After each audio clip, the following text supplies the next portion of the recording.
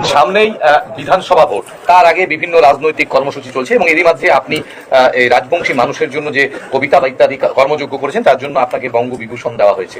তার আর কিছুদিন বাদেই নির্বাচন, বিধানসভা নির্বাচন। আপনাকে কি প্রচারে দেখা যাবে? আর যদি দেখা যায় তাহলে কার প্রচারে দেখা যাবে? কিসের প্রচার? বিধানসভা নির্বাচন। না, আমি তো এগুলো পলিটিক্সে না, পলিটিক্সের আমি অনেক দূরে আছি।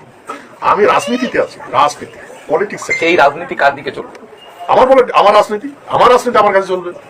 আমি না কারো আগে। এই মুহূর্তে আমি রয়েছি কোচবিহারের বিজেপি সাংসদ তথা জিসিপিএ সুপ্রিমো অনন্ত মহারাজের সাথে, একদম সরাসরি তার সাথে কথা বলবো।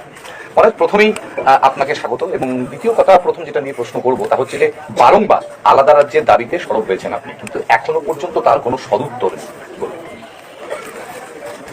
এটা আমি সরব হয়নি। কুচবিহারটা আলাদা রাজ্য ছিল, রাজ্যটা অসাংবিধানিক ভাবে প্রচলিত বাস করছে।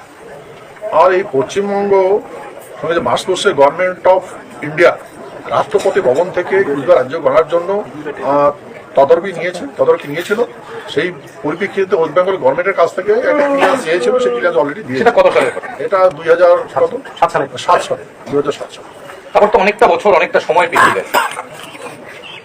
এটা তো গভর্নমেন্ট অর্ডার, তো পার্টি আসবে, আজকে এই পার্টিতে বলবে, কালকে ও লোক বলবে, কিন্তু গভর্নমেন্টে থাকবে, গভর্নমেন্ট তো চেঞ্জ হয়নি না। যেমন আমরা ভারতবর্ষের সঙ্গে চুক্তি করেছি, তো গভর্নমেন্ট সরকার লোক বলতেছে, সরকার তো বলতেছে না, সরকারই আছে।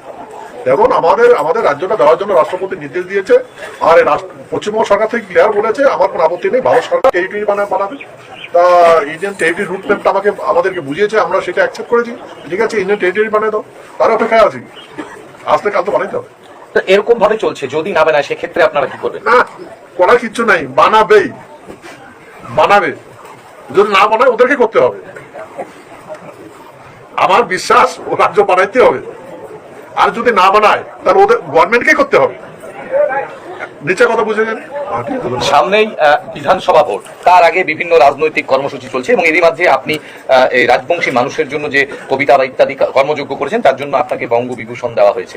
তার আর কিছুদিন বাদেই নির্বাচন, বিধানসভা নির্বাচন। আপনাকে কি প্রচারে দেখা যাবে? আর যদি দেখা যায় তাহলে কার প্রচারে দেখা যাবে? কিসের প্রচার? বিধানসভা নির্বাচন। না, আমি তো এগুলো পলিটিক্সে না, পলিটিক্সের আমি অনেক দূরে আছি। আমি রাজনীতিতে আছি, রাজনীতি পলিটিক্সে। সেই রাজনীতি কার দিকে চলবে? আমার রাজনীতি আমার কাছে চলবে। আমি না কারো আগে আছি না পাচ্ছি।